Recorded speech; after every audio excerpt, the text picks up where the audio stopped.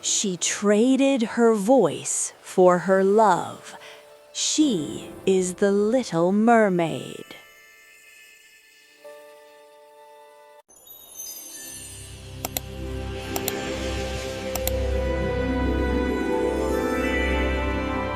Far beneath the crashing waves, where sunlight fades into drifting dreams and the silence hums like a lullaby, lived the Sea King's 6 daughters.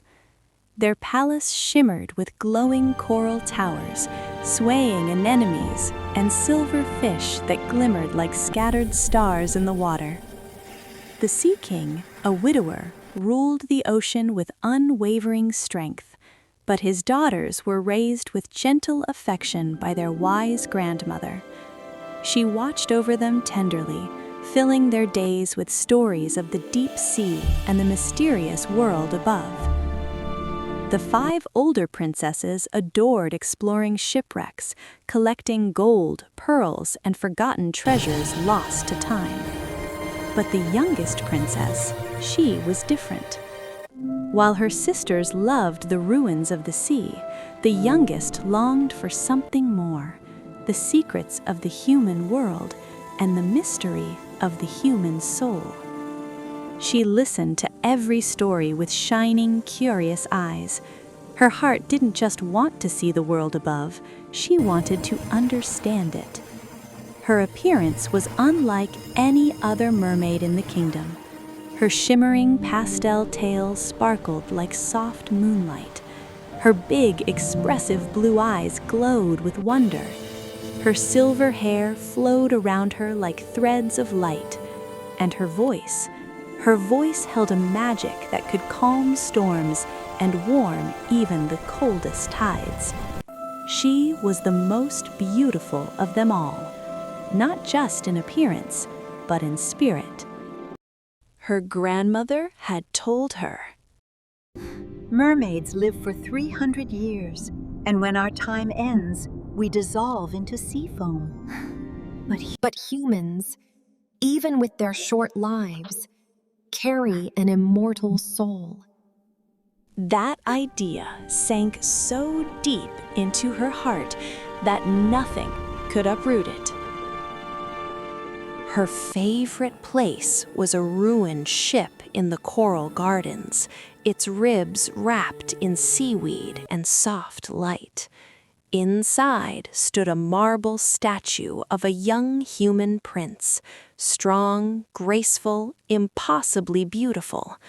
The Little Mermaid would rest her hands on his cold cheek and whisper silently to herself, "What must their world be like?" What must a human heart feel? According to ancient law, every mermaid was allowed to rise to the surface only after she turned 15. The Sea King's daughters were born 1 year apart, so each sister went above one by one, returning with a new tale of the human world. The scent of moonlit air, the sight of ships glowing with lanterns, the sound of distant music. On her 15th birthday, the age every mermaid could first rise to the surface, she swam upward, each beat of her heart echoing like thunder. And then she broke through. The world above was dazzling.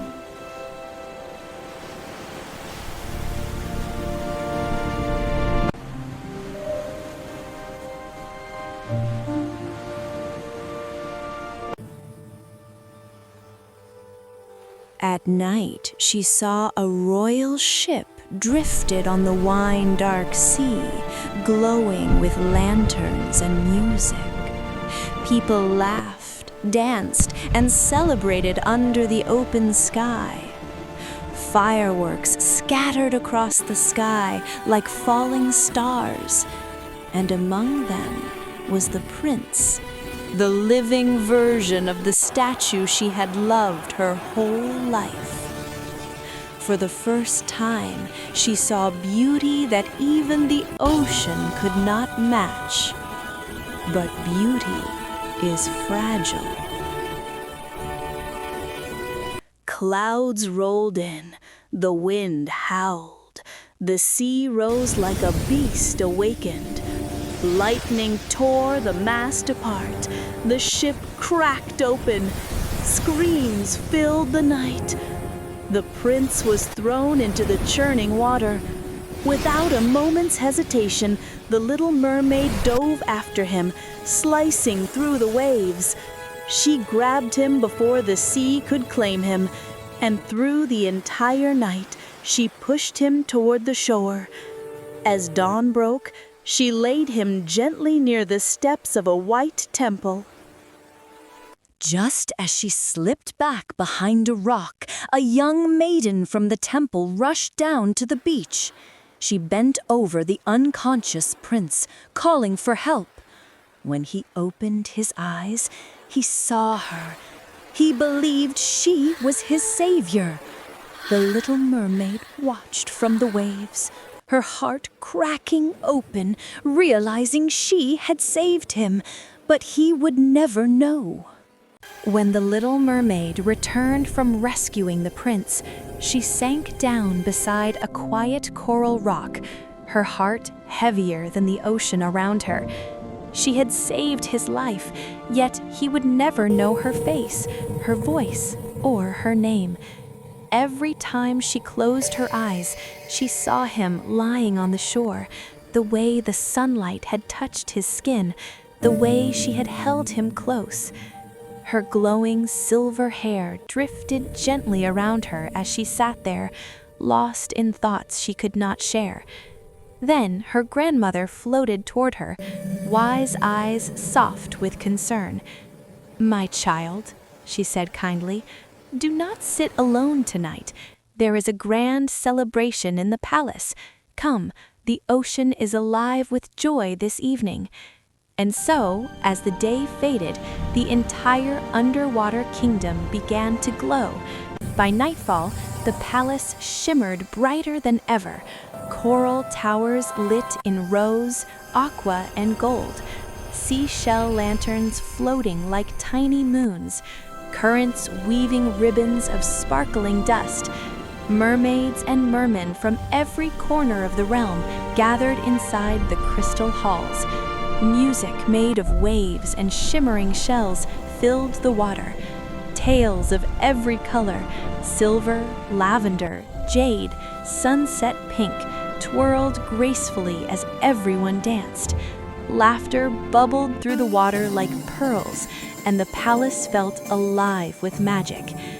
But even in all that beauty, the little mermaid's smile stayed soft, distant, because behind every moment, one face returned to her heart, the human prince she could never forget. The celebration grew brighter as more merfolk arrived.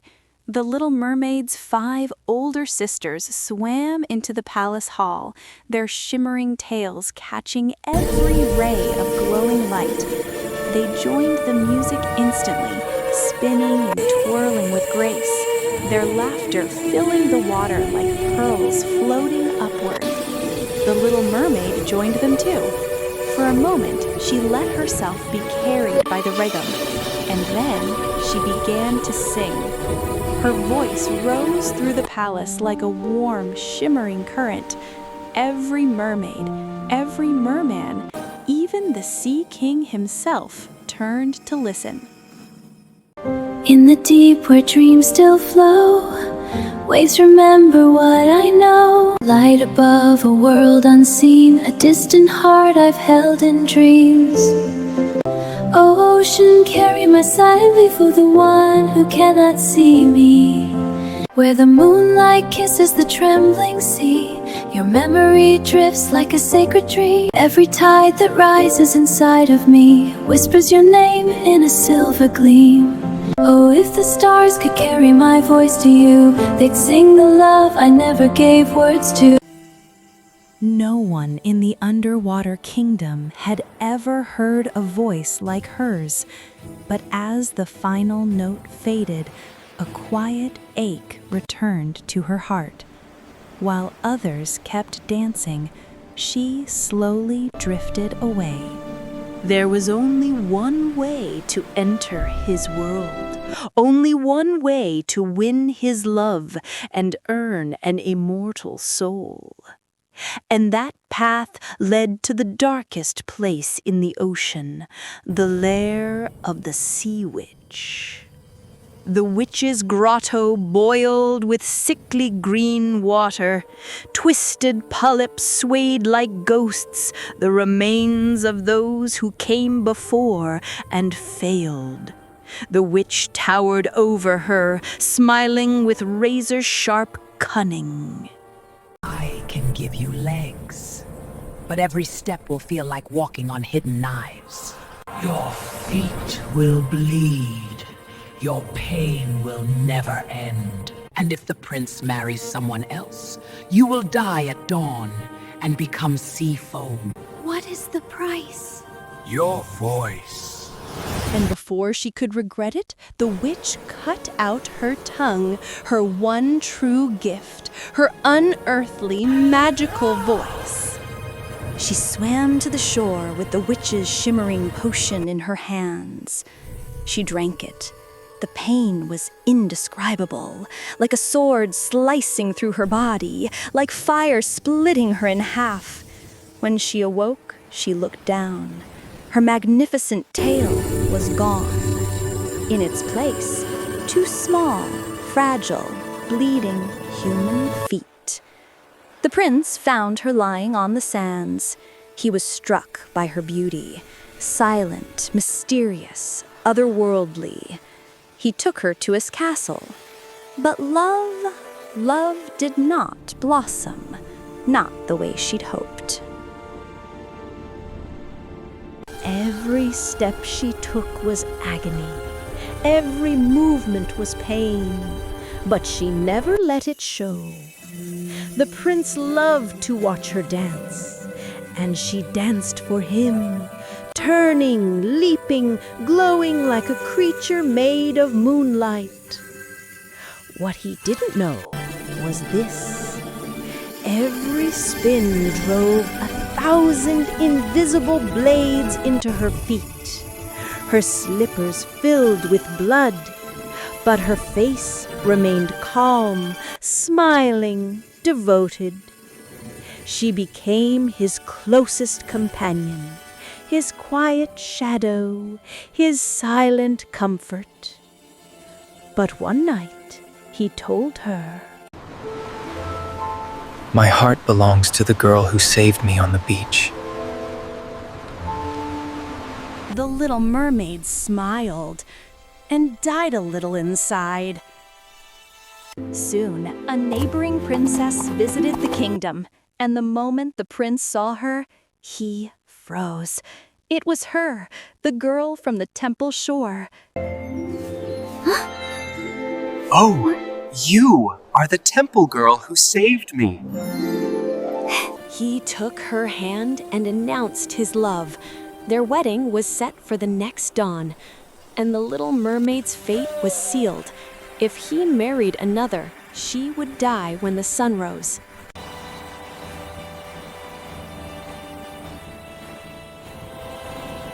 That night, as the bridal ship drifted across the sea, the Little Mermaid stood alone on deck. Suddenly, the waves parted. Her 5 sisters rose from the water, their long, beautiful hair gone, cut off. They had traded it to the sea witch to buy her one final chance. In their hands was a magical knife. Sister, if you end the prince's life before sunrise, And if his blood touches your feet, and if his blood touches your feet, you will become a mermaid again. You will live. Sister. With trembling hands, the Little Mermaid stepped into the prince's cabin. He lay sleeping beside his bride, peaceful and content. She raised the knife. This was her only chance, her only escape, her only path to life. She looked at him, the man she loved more than herself, the man she saved, the man who never knew. She lowered the blade toward his heart, but she couldn't do it.